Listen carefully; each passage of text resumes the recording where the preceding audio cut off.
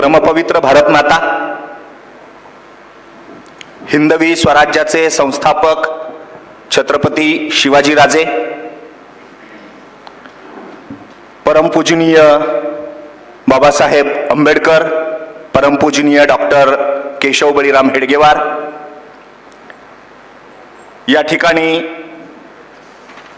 आपल्या जिल्ह्याचे माननीय जिल्हा संघचालक सुधीरजी चापोरकर, ज्या संस्थेच्या वतीने या शानदार कार्यक्रमाचं आयोजन झालंय असे मंडळाचे अध्यक्ष शैलेंद्रजी तेलंग, आजच्या कार्यक्रमाला आवर्जून आपली सगळी कामं बाजूला ठेवून उपस्थित असणारे आपले सन्माननीय अतिथी डॉक्टर स्वप्नील चोपडे, अन्य या कार्यक्रमाच्या यशस्वीतेसाठी काम करणारे सर्व पदाधिकारी कार्यकर्ते आणि या कार्यक्रमाला आवर्जून उपस्थित असणारा नागरिक वृंद, माता भगिनी, कार्यकर्ता बंधू भगिनींनो, बंधुता परिषद आहे आणि ही बंधुता परिषद महामानव डॉक्टर बाबासाहेब आंबेडकर राष्ट्रीय स्वयंसेवक संघाच्या शाखेमध्ये 2 जानेवारी रोजी गेले त्या निमित्तानं आपण आयोजित केलेली आहे. ज्या कराडमध्ये हा प्रत्यक्ष कार्यक्रम घडला तिथे एक भव्य दिव्य बंधुता परिषद मागच्या वर्षी आणि या वर्षी अशा दोन्ही वर्षी घडली. स्वाभाविक त्याला मिळणारा प्रतिसाद आणि ज्या उद्देशानं संघ चालू झालेला आहे हा उद्देश नेमकेपणानं सफल करणारा उपक्रम कार्यक्रम असल्यामुळे यावेळी आपण असं ठरवलं की महाराष्ट्रातल्या प्रमुख जिल्ह्यांमध्ये प्रमुख ठिकाणी सुद्धा ही बंधुता परिषद व्हायला पाहिजे आणि त्याचाच एक भाग म्हणून आज आपण आपल्या गावामध्ये सांगली शहरामध्ये या बंधुता परिषदेचं आयोजन केलेलं आहे. सगळ्यात महत्त्वाचं, डॉक्टर बाबासाहेब आंबेडकर सगळ्यात पहिल्यांदा जर संघाच्या कार्यक्रमाला कुठे आले असतील तर ते पहिल्यांदा आले 12 मे 1939 पुणे संघ शिक्षा वर्ग भावे हायस्कूलमध्ये होत होता. आपल्या सुदैवानं संघाचे सरसंघचालक डॉक्टर हेडगेवार हे त्यावेळेस उपस्थित होते आणि बाबासाहेब त्यांना भेटायला म्हणून संघ शिक्षा वर्गाच्या पाहणीसाठी म्हणून त्या ठिकाणी गेले. भावे हायस्कूलच्या बाहेर एक आपले भाऊसाहेब गडकरी यांचं घर आहे. या भाऊसाहेब गडकरींच्या घरी बाबासाहेब, मग स्वतः डॉक्टर हेडगेवार आणि बाबासाहेबांच्या सोबत आलेले एक तरुण कार्यकर्ते बाळासाहेब साळुंखे हे त्यांच्या सोबत होते. मग चौघांच्या गप्पा गोष्टी झाल्या आणि त्या झाल्यानंतर ते सगळे मिळून संघ शिक्षा वर्ग पाहायला म्हणून गेले. संध्याकाळच्या वेळी संघ शिक्षा वर्गातले बाकीचे कार्यक्रम पाहिले. ज्यावेळेस प्रत्यक्ष भाषणाची वेळ आली, बोलण्याची वेळ आली, त्यावेळेस डॉक्टर हेडगेवारांनी बाबासाहेबांना विनंती केली की मी रोज भाषण करतो, रोज बोलतो स्वयंसेवकांशी, आज तुम्ही आला आहात तर तुम्ही काही चांगली माहिती आमच्या स्वयंसेवकांसाठी सांगा. बाबासाहेब तर वक्ते होतेच, विद्वान होतेच, अभ्यासक होतेच. त्यांनी स्वयंसेवकांच्या समोर वेगवेगळ्या विषयांवर मांडणी केली, समतेच्या संदर्भात, शिस्तीच्या संदर्भात. आणि संपल्यानंतर कार्यक्रम त्यांनी उपस्थितांना विचारलं की याच्यात काही विशिष्ट जाती ज्या मला आवश्यक आहेत त्याच्यातलं कोणी आहे का. खरं म्हणजे स्वयंसेवकांसाठी हा प्रश्न नवीन होता, कारण आतापर्यंत त्यांना कधी जातीवर काही परिचय विचारण्याची पद्धत संघामध्ये नव्हती. पण डॉक्टर हेडगेवारांनी स्वयंसेवकांकडे पाहिलं. बाबासाहेबांचा उद्देश लक्षात घेत त्यांनी स्वयंसेवकांना सांगितलं की आपण आपल्या संघामध्ये जातींचं विचारलं नाही, पण आज बाबासाहेब आलेत आणि बाबासाहेबांना या संघामध्ये वेगवेगळ्या जातींचे लोक आहेत की नाही याच्या संदर्भात माहिती पाहिजे आहे. तर त्यांचा उद्देश लक्षात घेऊन आपल्यापैकी ते ज्या जातींचे आहेत असं जे सांगतायत त्या जातीचे लोक त्यांना भेटा. 580 स्वयंसेवक होते. 20% अधिक स्वयंसेवक बाबासाहेबांना ज्या जातींचे आहेत का पाहायचं होतं त्या जातींचे कार्यकर्ते स्वयंसेवक हे त्यांना भेटल्याचं आपल्याला पाहायला मिळतं. बाबासाहेबांनी त्यांना विचारलं की तुम्ही राहता कुठे? ते म्हणले एकत्र. मग जेवता कुठे? मग एकत्र. मग कार्यक्रम वगैरे कसे वेगवेगळे होतात का कसे? नाही म्हटले, ते पण एकत्र. अरे म्हटले, मग जो उद्देश घेऊन, जो विचार घेऊन समाजात जे घडावं हे जे मला वाटतं, हे जे उद्देश आहेत हे सगळे तर तुमच्या इथं सफल होत आहेत. म्हटले हे होतंय कसं? ते म्हणले शाखेमुळे. ही शाखा काय प्रकार आहे? ते म्हणले शाखा ही गावोगावी लागते आणि गावोगावी लागणाऱ्या शाखेत स्वाभाविक संस्कार आम्हाला त्या पद्धतीचा होतो, त्याचंच प्रतीक संघ शिक्षा वर्गात दिसतं. बाबासाहेबांना त्याच्याबद्दलची उत्सुकता जागी झाली. मग ते म्हणले मला पण संघाची शाखा पाहायची आहे. मग ते म्हणले डॉक्टर एडगेवार त्यांना म्हटले की तुम्ही कधीही सांगा, तुम्हाला संघाची शाखा पाहायला मिळेल. मग नंतर पुढे 2 जानेवारी 1940 बाबासाहेबांचा सत्कार कराडच्या नगरपालिकेने ठेवला. आणि मग कराडच्या नगरपालिकेने ठेवलेला सत्कार असताना त्या सत्काराला भेट द्यायची म्हणून डॉक्टर येणार होतेच. त्यांनी विचारले की कराडमध्ये शाखा आहे का? तर स्वाभाविक आहे. मग कराडमधल्या शाखेला मी भेट द्यायला जातो म्हणाले. पण दरम्यानच्या काळात आपण इतिहास वाचतोय की बाबासाहेब पुण्याहून निघालेत कराडच्या दिशेनं, पण मध्ये त्यांची गाडीचा हे झालंय, बंद पडली आहे. तर एक विडी हे होते, व्यापारी होते. ते विडी व्यापारी त्यांना बाबासाहेबांना ओळखलं आणि म्हटले चला माझ्या गाडीत, आणि त्यांनी घेऊन कराडला आले. पण येत असताना त्यांच्याही दुर्दैवानं गाडीला अपघात झाला आणि बाबासाहेबांना काही जखमा, सगळ्यांनाच गाडीतल्या काही लोकांना जखमा झाल्याचं आपण वाचतोय. शाखा त्या दिवशी 6 ऐवजी 6:30 लागणार होती. तर 6 ऐवजी 6:30 म्हणजे त्या काळात शाखेची वेळ बदलणं हे सुद्धा स्वयंसेवकांच्या दृष्टीनं एकदम जीवावरचं काम होतं की असं वेळ कशी बदलायची. पण बाबासाहेब येणार आहेत तर त्यासाठी आपण थोडीशी शाखेची वेळ ऍडजस्ट करू म्हणून 6:30 वाजता शाखा ठेवली. बाबासाहेब येतील का न येतील याच्या संदर्भात शंका निर्माण झाली, कारण वाटेत अपघात झाला. पण तरी सुद्धा बरोबर 6:30 वाजता बाबासाहेब ठरल्याप्रमाणे कराडच्या शाखेवर आले आणि त्या शाखेवर जाऊन त्यांनी मग जे स्वयंसेवक होते ते ध्वजाच्या जवळ नेलं. ध्वजप्रणाम वगैरे बाकीचे सगळे गोष्टी पूर्ण झाल्या आणि मग स्वयंसेवकांशी संवाद, गप्पा, बाकीच्या सगळ्या गोष्टी बाबासाहेबांनी पूर्तता केली. आपलं ह्या गोष्टींच्या बद्दल ठाम मत होतं. याच्याबद्दलची सगळी माहिती दत्तोपंत ठेंगडींनी जे बाबासाहेबांचं जीवनचरित्र वजा पुस्तक लिहिलं त्याच्यात सगळं सविस्तर वर्णन होतं. आपण ते वाचायचो आणि सांगायचो. पण भोरमध्ये एका कार्यक्रमाला गेले असताना आपल्याला एक कार्यकर्ते ते बोलताना सांगितले दत्तोपंतांच्या पुस्तकातले संदर्भ. ते म्हणले या पुस्तकात आहे, पण एखाद्या दलित लेखकाच्या पुस्तकात हे आहे का? त्यावेळेस स्वाभाविक आपल्याला थोडासा प्रश्नचिन्ह पडलं की अरे दलित लेखकाच्या पुस्तकात पाहिजे. ते म्हणले काळजी करू नका, म्हणले माझ्या वडिलांच्या पुस्तकात आहे. म्हणजे कुणाच्या? ते होते काश्यप साळुंखे, पुण्यामध्ये मंडईच्या मागे राहतात. ते म्हणले माझे वडील बाळासाहेब साळुंखे हे स्वतः बाबासाहेब आंबेडकरांच्या सोबत संघाच्या कार्यक्रमाला गेले होते भावे हायस्कूलमध्ये. आणि त्या आमच्या वडिलांचं जे जीवनचरित्र आहे त्या जीवनचरित्राचं नाव आमचे साहेब. आणि माझे वडील पण 2दा खासदार राहिले भोरचे. आणि मग 2दा खासदार असल्यामुळे त्यांना पण एकदा संघ शिक्षा वर्गात बोलावलं. आणि संघ शिक्षा वर्गात बोलावल्यानंतर त्यांना भाषण करण्याची वेळ आली. त्यावेळेस त्यांनी सांगितलं तुम्हाला असं वाटतं की तुम्ही मला पहिल्यांदा बोलावलंय, पण मी पहिल्यांदा नाही 2ऱ्यांदा आलोय. सगळे आश्चर्यचकित झाले, असं कसं काय, तुम्ही 2ऱ्यांदा आलायत का? ते म्हणले हो. म्हटले याच्यापूर्वी एकदा महामानव डॉक्टर बाबासाहेब आंबेडकरांच्या सोबत मी तुमच्या कार्यक्रमाला आलेलो आहे. आणि मग त्यांनी त्याचे प्रसंग सांगितले. आणि त्यांनी खासदार असल्यामुळे आणि स्वतःचं जीवन डायरी लिहिण्याची त्यांना सवय असल्यामुळे आपल्या डायरीमध्ये तशा नोंदी केलेल्या होत्या. आणि 1959 साली त्यांचं जीवनचरित्र आमचे साहेब या नावानं प्रकाशित झालं. त्याच्यामध्ये सगळ्या गोष्टींचे संदर्भ मिळाले. मग स्वाभाविक आपल्याला आनंद झाला. त्याचं पुस्तक रूपानं प्रकाशन झालं, पुनर्प्रकाशन झालं, महाराष्ट्रभर गेलं. पण मग नंतरच्या काळात कराडच्या शाखेच्या बद्दलची चर्चा आली. मग कराडच्या शाखेचा प्रसंग कुठं आहे का, अशा पद्धतीने आपण शोध घेण्याचा प्रयत्न केला. तर सुदैवानं केसरी वर्तमानपत्रात आपल्याला बातमी सापडली. तर केसरी म्हणजे टिळकांचा, आणि टिळक काँग्रेसचे जवळजवळ सर्वेसर्वा काही काळ, दीर्घकाळ. त्यामुळे केसरी वर्तमानपत्रातली बातमी म्हणजे काँग्रेसच्या मुखपत्रातली बातमी असा त्याचा अर्थ होतो. आणि त्या काळात रोज वर्तमानपत्र छापली जायची नाही, साप्ताहिक स्वरूपात छापली जायची.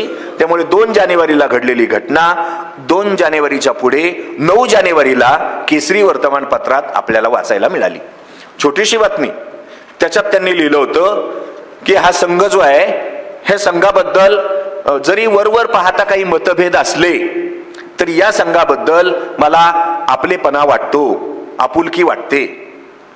मग आता केसरीमध्ये बातमी आली, त्याच्या संदर्भात मागा आपण आपुलकी जर बाबासाहेबांनी संघाबद्दल दाखवलेली आहे तर आपुलकी म्हणजे बंधुता, आणि मग ही बंधुता आपण जी बाबासाहेबांनी आपल्याबद्दल दाखवली त्याच्या संदर्भात काही ना काही कार्यक्रम करावं म्हणून मागच्या वर्षी कार्यक्रम केला.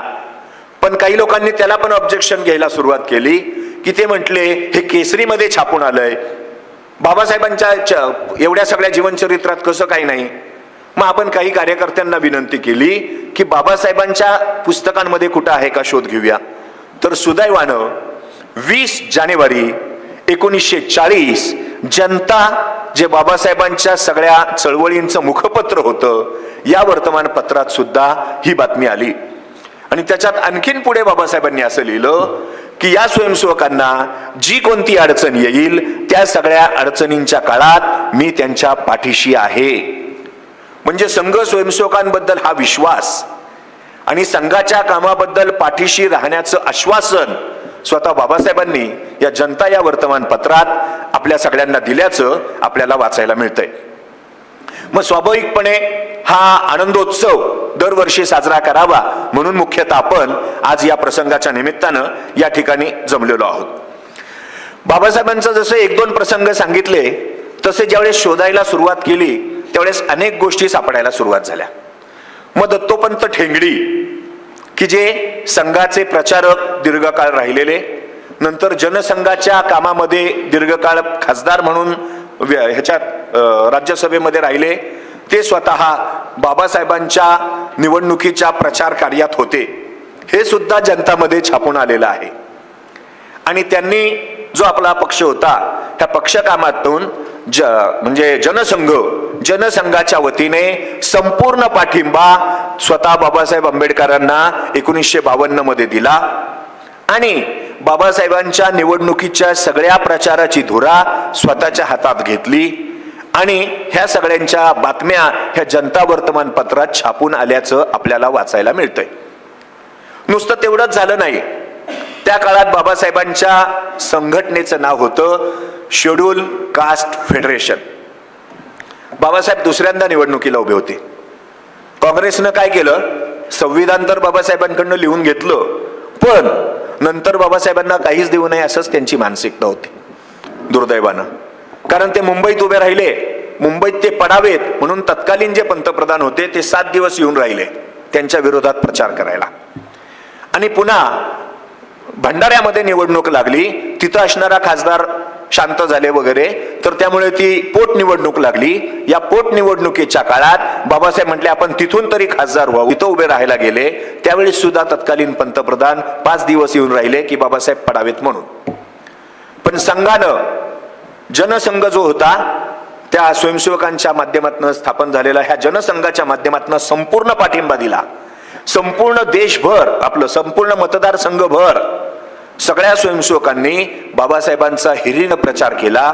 त्या काळात जातीभेदाचं काही प्रमाण नागरिकांमध्ये होतं, पण बाबासाहेबांची योग्यता, त्यांची गुणवत्ता, त्यांची सचोटी, त्यांची संविधान निर्मितीतलं कार्य हे सर्वसामान्य जनतेच्या समोर स्वयंसेवकांनी, कार्यकर्त्यांनी, नागरिक म्हणून आणलं. आणि त्याचा परिणाम असा झाला की बाबासाहेबांची निवडणूक एकदम काटेकी टक्कर सारखी झाली. दुर्दैवानं बाबासाहेबांना आपण निवडून आणू शकलो नाही, पण निवडून जरी बाबासाहेब आले नाही तरी खूप मोठ्या प्रमाणावर तथाकथित दलितेतर लोकांची मतं बाबासाहेबांना मिळाली. त्याच्यामुळे बाबासाहेबांनी आपल्या पार्टीचं नाव जे शेड्यूल कास्ट फेडरेशन होतं तर ते असं म्हणू लागले, म्हटले आणि काहींना पत्र तशी पाठवली की शेड्यूल कास्ट फेडरेशन हे जातीवाचक आहे. त्यामुळे आता आपल्याला शेड्यूल कास्ट शिवाय अन्य जातींचे लोक सुद्धा मतदान करू लागलेले आहेत. त्याच्यामुळे आपल्या पार्टीचं नाव बदलणं आवश्यक आहे. याचा सुतोवाच आपल्या पत्रांमधून बाबासाहेबांनी केल्याचं आपल्याला वाचायला मिळतं. कुणामुळे, कशामुळे? जनसंघ आणि विविध पक्ष, पार्ट्या सगळे जे मिळून बाबासाहेबांचा प्रचार केला त्याचा हा थेट परिणाम आपल्याला पाहायला मिळतो. असे वेगवेगळे प्रसंग. स्वतः डॉक्टर हेडगेवार ज्यावेळेस निवर्तले, शांत झाले, त्यावेळेस सुद्धा जनता वर्तमानपत्रानं बाबासाहेब ज्याचे प्रमुख सर्वेसर्वा आहेत त्या वर्तमानपत्रानं डॉक्टर हेडगेवारांना श्रद्धांजली वाहिलेली आपल्याला वाचायला मिळते. म्हणजे केवळ एखाद दुसरा प्रसंग आपण घेऊन समाजापर्यंत जात नाही, तर अनेक वेळा बाबासाहेबांचे आणि आपल्या संघ परिवाराचे संबंध अत्यंत जिव्हाळ्याचे, आत्मीयतेचे, स्नेहाचे, आपुलकीचे हे आपल्याला पाहायला मिळतात. त्याच्यामुळे त्यांच्या संघ भेटीच्या स्मृतिप्रित्यर्थ आपण या बंधुता परिषदेचं आयोजन हे स्वाभाविकपणे केल्याचं आपल्याला दिसतंय. आणखीन इंटरव्ह्यू घ्यायला बाबासाहेब, त्यांचं शिक्षण MSc BEd, जागा होती केमिस्ट्रीची प्राध्यापक विषयाची.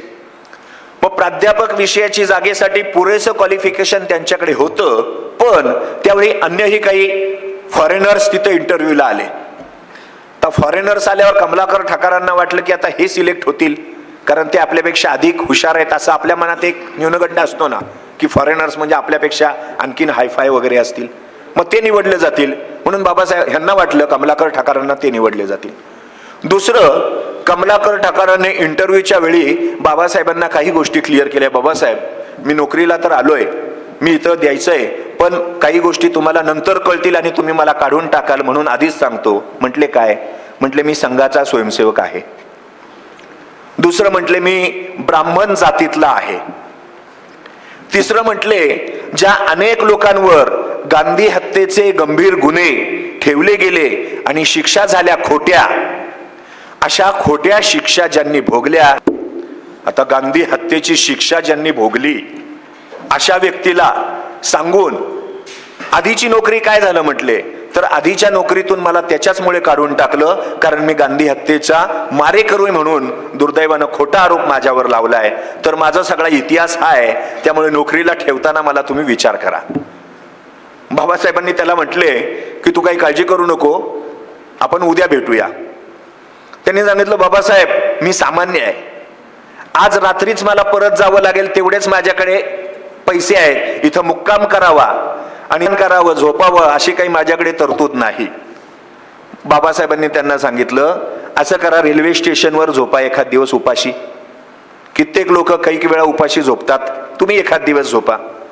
त्यांना असं वाटलं बाबासाहेबांनी असं इतकं धाडसानं आपल्याला का सांगावं, म्हणून ते थांबले.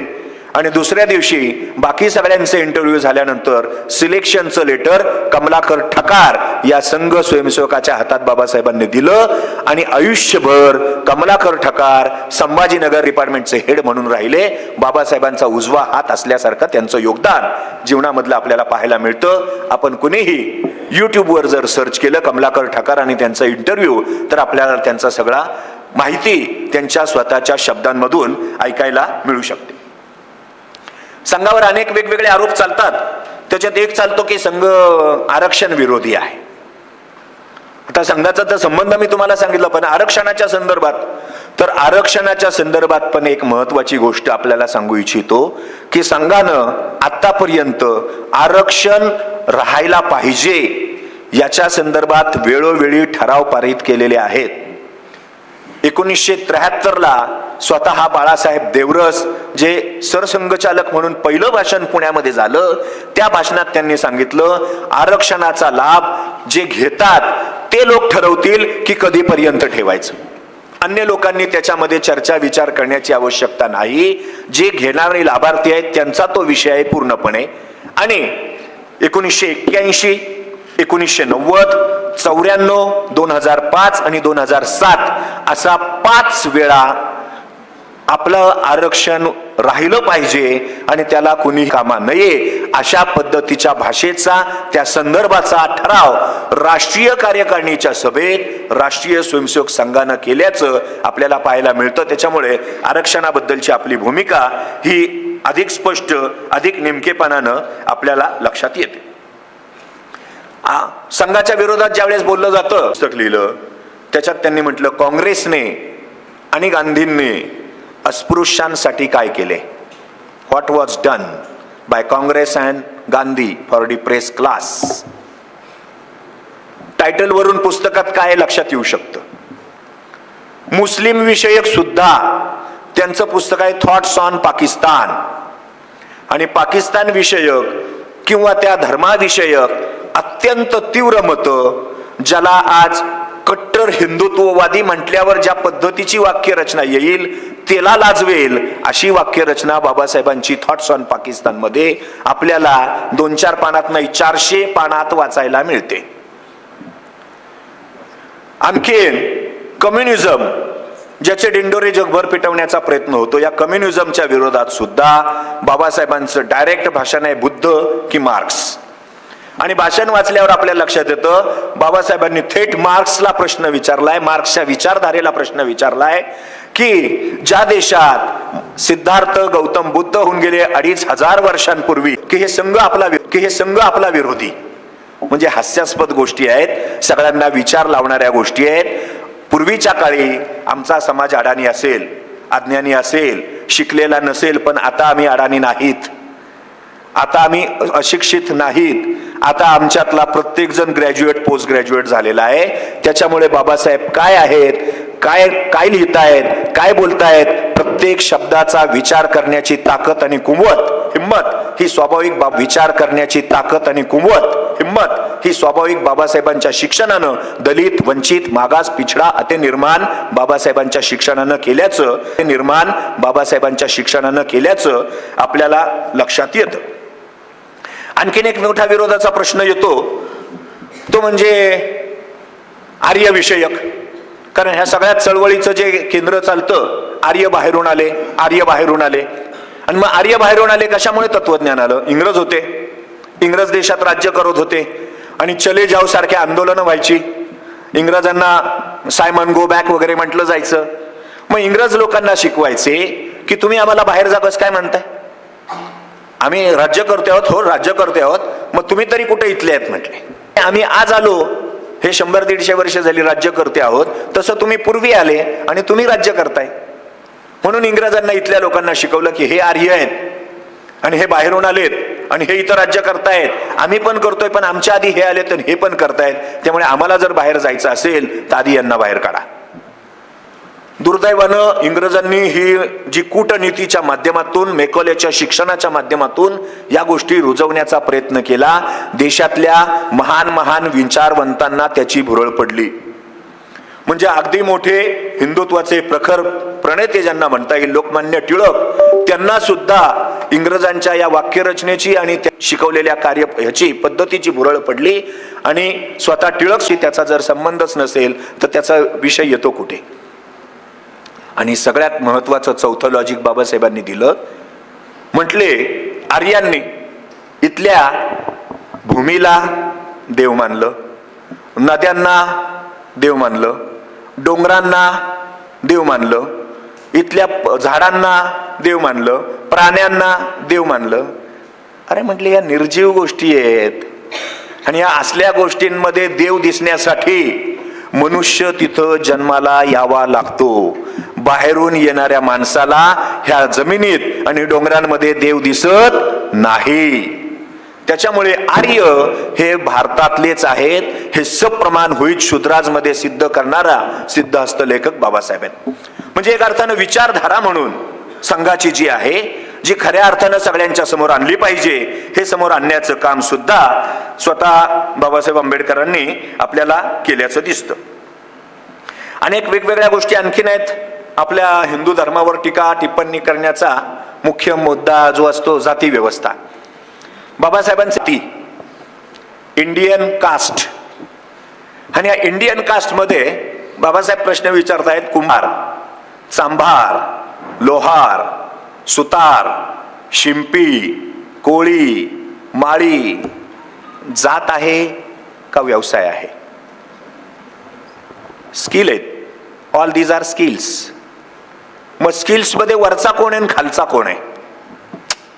काय संबंध येतो? Skills are equal. सर्व कौशल्य समान आहेत. मग त्याच्यात बाबासाहेबांचं मुख्य वाक्य असं आहे की ह्या ज्या जाती आहेत या ब्राह्मणांनी तयार केल्या नाहीत. कुंभार, चांभार, लोहार, सुतार ह्या जाती ब्राह्मणांनी तयार केल्यात का? बाबासाहेब लॉजिक देतात त्या त्यांनी तयार केल्या नाहीत. पुढचं वाक्य आणखीन महत्वाचं आहे. ते तयार करणं त्यांच्या आवाक्या बाहेरचं होतं. मग इतक्या क्लिअर कट जर त्यांनी या जातीविषयक भूमिका जर मांडली आहे तर ह्या यांनी तयार केल्या, या त्यांनी तयार केल्या, आणि एखाद्या जातीला कुठंतरी नावं ठेवण्याचं काम जे लोक करतात त्यांनी बाबासाहेब मुळातून वाचायला पाहिजेत. बाबासाहेबांचं दुसरं पुस्तक आहे एन्शियन इंडियन कॉमर्स, प्राचीन भारताचा व्यापार. आणि हा प्राचीन भारताचा व्यापार जो आहे त्याच्यात बाबासाहेब सांगतायत की जगाच्या 29% व्यापार भारतीय लोक करीत होते. जिथं सुई बनत नाही वगैरे इंग्रजांनी आम्हाला शिकवलं, आणि जिथं कुठल्याच गोष्टी बनत नाहीत असं आम्हाला शिकवलं, आणि आमचा देश जगाच्या 29% व्यापार करत होता. मग काय आम्ही नुसतं मंत्रांचा व्यापार करत होतो का? एक अर्थानं ती त्या काळात जगाच्या 29% व्यापार करून तेवढा GST गोळा करून देणारी व्यवस्था होती असं आपण मानायला पाहिजे. आज ती कालबाह्य झाली. आज संविधानिक समाज व्यवस्था आली. आज डॉक्टर आहे, इंजिनियर आहे, IT इंजिनियर आहे, शिक्षक आहे, प्राध्यापक आहे. मला वाटतं याच जाती झाल्यात खरं म्हणजे. संविधानिक समाज व्यवस्थेत शिक्षक शिक्षिकेशी लग्न करतो, IT इंजिनियरशी करतो, डॉक्टरशी करतो. मग या संविधानिक समाज व्यवस्थेत ही जी नवीन जाती आलेल्या आहेत, मला असं वाटतं नवीन जाती आल्यानंतर जुन्या कालबाह्य झाल्या पाहिजेत. पण लोक मी कुंभार पण आहे आणि IT पण आहे हे दोन्ही ज्या वेळेस लावायला बघतात, मग लग्न होणं आणि बाकीचे सगळे प्रश्न निर्माण होणं हे खूप अवघड जातं. बाळासाहेब देवरस 1973, त्यावेळी 50 वर्षांपूर्वी त्यांचं रेकॉर्डेड भाषण आहे. 1973 पुण्यातलं वसंत व्याख्यानमाला. जाती कालबाह्य आहे, जात ही व्यवस्था नसून अव्यवस्था आहे. ही शक्य तितक्या लवकर कालबाह्य झाली पाहिजे आणि स्वयंसेवकांनी ती कालबाह्य होण्यासाठी पूरक भूमिकेत राहिलं पाहिजे. जास्तीत जास्त आंतरजातीय विवाह झाले पाहिजेत. ह्या गोष्टी 50 वर्षांपूर्वी सरसंघचालक बाळासाहेब देवरस यांनी सांगून ठेवलेले आहेत. It must go lock stock and barrel. If untouchability is not wrong, nothing is the wrong in the world. म्हणजे या भाषेत सरसंघचालकांनी 50 वर्षांपूर्वी आपल्या भूमिका व्यक्त करून ठेवल्यात. मला असं वाटतं अत्यंत स्पष्ट नेमक्या शब्दांमध्ये संघानं या सगळ्या विषयांमधली आपली भूमिका ही आतापर्यंत व्यक्त केल्याचं दिसून येतं. आणखीन काही विषयांबद्दल सांगायचं तर संघाबद्दल एक मोठा आरोप येतोय की संविधानाबद्दल, की हा संविधान बदलणार. खरं म्हणजे संविधानाबद्दल ज्यांना थोडं जरी कळतं, ज्यांनी थोडं जरी राज्यशास्त्राचा किंवा लॉचा अभ्यास केलेला असेल तर त्यांना हे समजतं की संविधानातला एक एक कायदा कसा बनतो. सगळे खासदार एकत्र येतात, एक एक मुद्दा ठेवला जातो, त्याच्यावर सगळ्यांची चर्चा होते, सगळ्यांच्या बहुमतानं तो पारित होतो, मग तो राज्यसभेत ठेवला जातो, तिथं सगळ्यांच्या बहुमतात तो पारित होतो, मग तो CJI कडे पाठवला जातो, तिथं त्याच्यात फंडामेंटल राईट्स सर्वसामान्य लोकांचे तपासले जातात, ते जर योग्य असतील तर तो राष्ट्रपतींकडे जातो, तिथं राष्ट्रपती सगळं चर्चा विचार विनिमय करून त्याच्यावर सही करते, मग तो पुन्हा संसदेत येतो आणि मग त्याच्या अंमलबजावणीसाठी काय प्रोसेस करायची याची प्रशासकीय यंत्रणा उभी केली जाते आणि मग प्रशासकीय यंत्रणा टप्प्याटप्प्यानं खालपर्यंत ग्रामसेवकापर्यंत प्रशिक्षण होतात आणि मग ती सगळी प्रशिक्षणांची होऊन त्याची अंमलबजावणी पोलिसाकडनं, ग्रामसेवकाकडनं, बाकी आरोग्य सेवकांकडनं अशी सगळी व्हायला सुरुवात होते. म्हणजे एवढी लांबलचक प्रोसेस फॉलो झाल्याशिवाय एक छोटासा शब्द सुद्धा त्याच्यात घालता वगळता येत नाही. त्याच्यामुळे बाबासाहेबांनी निर्माण केलेल्या संविधानाला वर्णन असं केलंय की हे संविधान ताठर आहे,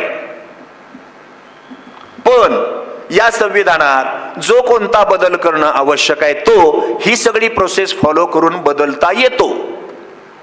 त्याच्यामुळे मोबाईल आला की मोबाईलचे काही चांगले परिणाम आले, तसे वाईट पण आले. काही लोकांनी बँकांच्या अफरातफरी सुरू केल्या, काही लोकांनी खोटे व्हिडिओज बनवून लोकांना ब्लॅकमेलिंग करणं सुरू केलं. मग त्याच्या संदर्भात काही ना काही सायबर गुन्हे हे निर्माण होऊ लागले, त्याचे काही कायदे करण्याची गरज पडली. त्यावेळेस संविधानात त्याची तरतूद होती म्हणून तशा अत्यावश्यक ते बदल हे आपल्याला धन्यवाद, त्याच्याबद्दल अत्यावश्यक ते बदल हे आपल्याला करता आले आणि संविधान आपलं नवीन आधुनिक गोष्टी स्वीकारण्यासाठी सिद्ध राहिलं. त्यामुळे बाबासाहेबांनी निर्माण केलेल्या संविधानाचं दुसरं वैशिष्ट्य आहे ते लवचिक आहे. एकाच वेळी ताठर पण आहे आणि एकाच वेळी लवचिक पण आहे, अशी दोन्ही वैशिष्ट्यांनी युक्त असं हे संविधान भारताचं आहे. जर बाबासाहेबांनी त्याच्यात संविधानाच्या निर्मितीत असं म्हटलं, या संविधानामध्ये नवीन नवीन गोष्टी ह्या स्वीकारण्याची सदैव तयारी असली पाहिजे.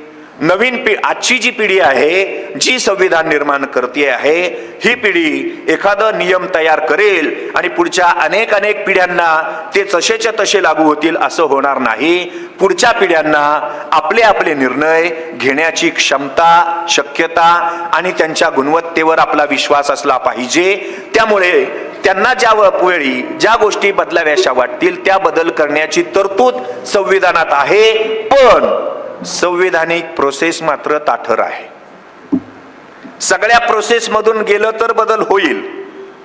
एक कायदा शेतीविषयक मोदीजींना करायचा होता, केला, संविधानिक प्रोसेस मधनं आणला, पण जनतेच्या पसंतीस उतरला नाही, परत घ्यावा लागला. कारण ही प्रोसेस जरी फॉलो झाली तरी शेवटी जनता सर्वतोपरी आहे आणि जनतेच्या निर्णयानंतरच एखादा कायद्याची अंमलबजावणी देशात होत असते. त्याच्यामुळे संविधान बदललं जाईल, कोणीतरी बदलेल आणि एका झटक्यात छूमंतर काही जण तर म्हटले छापून तयार आहे आणि काहींनी तर आपलं मोहनजी भागवतांचा फोटोवरती छापलाय आणि हे संविधान आहे म्हटलं. ह्या तिथल्या काळ्या लोकांना समतेचा अधिकार दिल्याची भाषा बोलायला सुरुवात केली. आपल्यात कुणाचा थोडासा उजळ रंग असेल तर याचा अर्थ आपण गोऱ्यांचे प्रतिनिधी होत नाही. कारण गांधीजी तसे थोडे उजळच होते, तरी रेल्वेत आमच्या डब्यात का बसले म्हणून लाथाबुक्या घालून गांधीजींना सुद्धा फर्स्ट क्लासच्या डब्यातून प्रवास करू दिला नाही. काळ्यांबद्दल ह्या गोऱ्या लोकांची काय मतं होती, कशा भूमिका होत्या आपल्याला लक्षात येते. अमेरिकेमध्ये हा रशिया जो प्रगतिशील देश दिसतोय, याच्यात सुद्धा हा मार्क्स, लेनिन, स्टॅलिन आणि या मार्क्सने फार मोठं तत्वज्ञान दिलं शोषण वगैरेच्या विरोधात. आणि शोषणाची भाषा आता मी त्याचं फार वर्णन करत नाही, पण कोणालाही हवीशी वाटते. कोणालाही सांगितलं तुझं शोषण झालंय का, तर मला नाही वाटत इथे एखादा निघेल की त्याच्या आयुष्यात कधीच कुणी शोषण नाही केलं म्हणेल.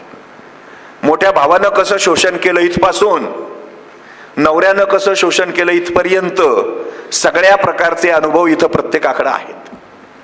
त्यामुळे शोषणाची भाषा कोणालाही सांग. एकूण 4.25 कोटी लोकांचे मृत्यू या मार्क्सच्या तत्वज्ञानानं त्यांच्या देशात पाहिले आणि त्यानंतर समतेचे वारे यायला सुरुवात झाली.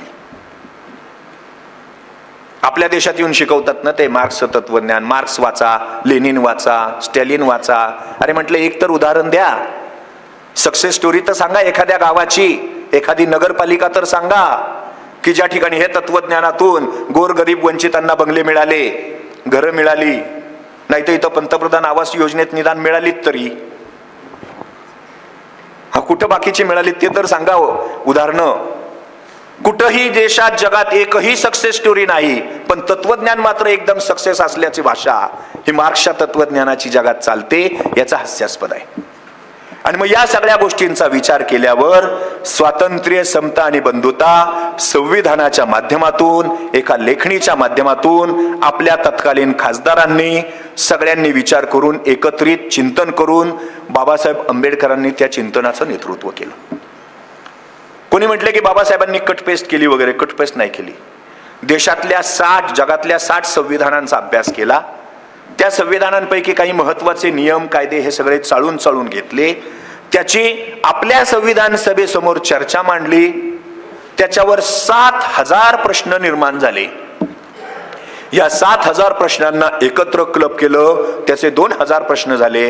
या 2,000 प्रश्नांना एकट्या महामानव डॉक्टर बाबासाहेब आंबेडकरांनी उत्तरं दिलीत आणि ती सगळी उत्तरं सगळ्यांच्या पचनी पाडून त्याच्या माध्यमातून आपल्या संविधानाची निर्मिती झालेली आहे.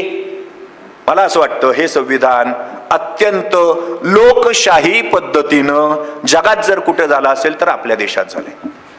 याच्या पुढे जगात जर कोणाला संविधान बनवायची वेळ आली तर भारताचं संविधान ॲज इट इज घेऊन जाऊ शकतील आणि त्यांच्या देशात लागू करू शकतील. इतकं शक्तिशाली, इतकं सुदृढ, इतकं लोकशाही वृत्तीनं तयार झालेलं संविधान हे भारताचं संविधान आहे. महामानव डॉक्टर. एकूणच हा सगळा विषय बंधुतेशी संबंधित, संघावर असणाऱ्या आरोपांच्या संबंधित आणि वेगवेगळ्या विषयांच्या संदर्भात आपल्या सगळ्यांना लक्षात यावा म्हणून सांगितला. शेवटचा एक प्रसंग सांगतो बंधुतेच्या संदर्भातला आणि विषयाला विराम देतो.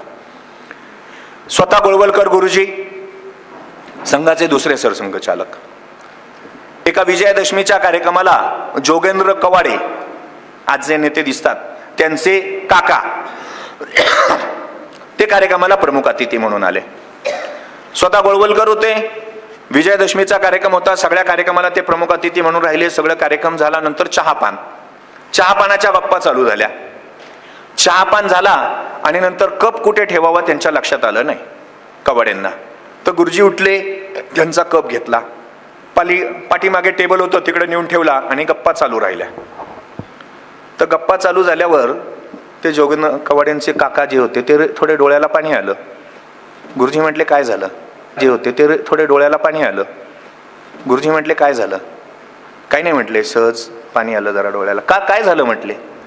नाही म्हटले, मला काय काय सांगितलं होतं. आणि संघाच्या कार्यक्रमाला गेला तर संघ असा आहे, स्वतःला उच्चभ्रू समजतो. तो खुर्च्यांवर बसवेल आणि तुला खाली बसवेल आणि तुझा अपमान करेल आणि अपमान करून घ्यायला जातो कशाला. आणि ते असे मग वेगवेगळ्या जातीचंच संघटन आहे, मग ते संविधान बदलणारच आहे, असं वेगवेगळ्या गोष्टी सगळ्या मला कानात भरल्या. आणि काही करून मी जाऊ नये याचे सर्वतोपरी प्रयत्न त्यांनी केले. पण एकदा बघावं तर खरं म्हणून मी आलो आणि बघावं तर खरं म्हणून मी आलो. आणि या ठिकाणी मी पाहिलं संघाचे सरसंघचालक माझ्यासारख्या एखाद्या सामान्य व्यक्तीचा उष्टा कप उचलून बाजूला ठेवतायत. संघ मला वेगळा सांगण्याची आवश्यकता नाही. गोळवलकर गुरुजींच्या तासभराच्या भाषणानं जो परिणाम झाला नाही, गुरुजींच्या एका छोट्या कृतीनं झाल्याचं आपल्याला वाचायला मिळतंय. मला असं वाटतं सुज्ञान सांगणे न लगे. जो व्यवहार गुरुजींचा आहे तो आपल्या सगळ्यांचा जर झाला तर स्वाभाविकपणे बंधुता ही शब्दांमध्ये व्यक्त करण्याची भाषा नसून व्यवहाराची भाषा आहे. आपल्या सगळ्यांना ही व्यवहाराची भाषा अधिक चांगली समजू उमजू शकते. या बंधुता परिषदेच्या माध्यमातून त्याचं केवळ स्मरण आहे. या बंधुतेचं स्मरण इतकं पुरेसं आहे. खूप खूप धन्यवाद.